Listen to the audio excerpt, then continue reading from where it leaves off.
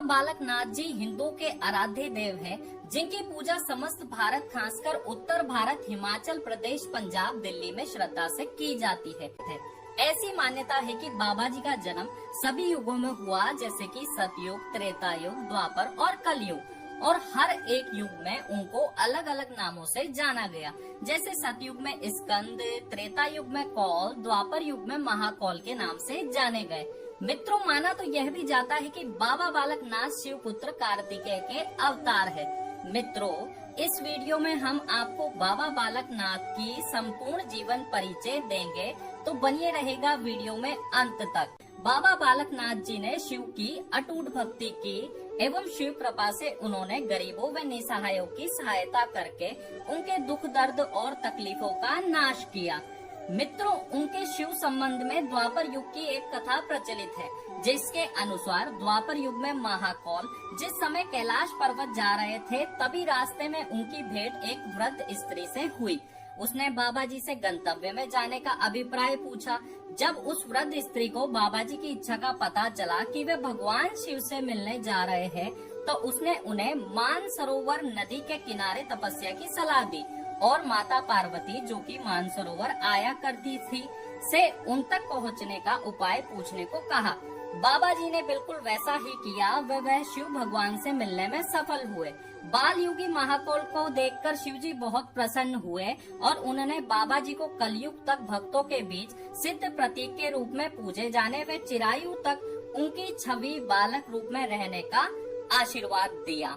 मित्रों, बाबा बालक नाथ का संबंध शिव पार्वती की अमर कथा से भी मिलता है, जिसके अनुसार जब शिव जी पार्वती जी को अमर कथा सुना रहे थे, तो पार्वती जी सो गई। वह एक शुक अर्थात तोता कथा को सुनता रहा। वह हुंकारे भरता रहा। शिव को लगा कि पार्वती कथा सुन रही है। जब उन्होंने देखा कि पार्वती तो सो गई है, फिर अमर कथा किसने सुनी, तभी उनकी नजर शुक पर पड़ी। शिव त्रिशूल ले शुक के पीछे चल पड़े। वह शुक उड़ता हुआ जमाई लेती व्यास जी के पत्नी के पेट में चला गया। वह शिव जी के डर से बाहर नहीं निकला।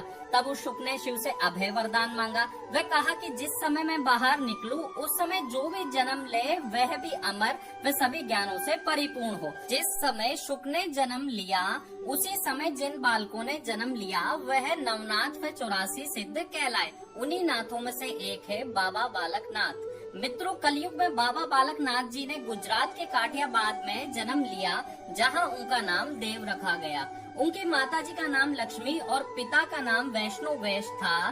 बचपन से ही बाबा जी अध्यात्म में ही लीन रहते थे। इसे देख उनके माता पिता ने उनके विवाह का निश्चय किया, परंतु बाबा जी उनके प्रस्ताव को अस्वीकार कर घर परिवार छोड़ चले गए। और एक दिन जूनागढ़ की गिरनार पहाड़ी में उनकी मुलाकात स्वामी दत्तात्रेय जी से हुई। वही बाबा जी ने सिद्ध की शिक्षा ग्रहण की और सिद्ध बने।